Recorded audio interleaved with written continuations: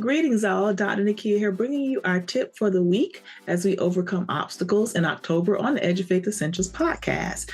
This tip is for my leaders and educators, and the tip is a healthy school culture prevents academic failure and dropouts while promoting pro-social behaviors. Get that?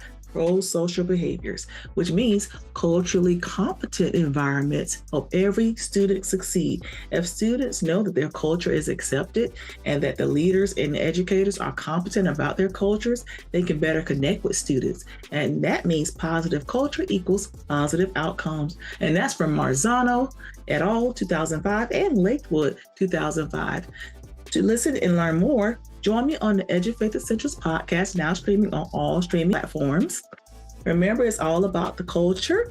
Let's grow together. And this also was extracted from my dissertation, which was published in 2017 on teacher perceptions of diverse learners of the ESOL sheltered model. Join me for the podcast, subscribe, like it. So on the Edufaith Essentials YouTube page, we would love to have you to become a part of our Edufaith family or on all streaming platforms. As always, thank you for listening. Let's do it for the culture. Let's promote a positive school culture. Have a great week and get essential.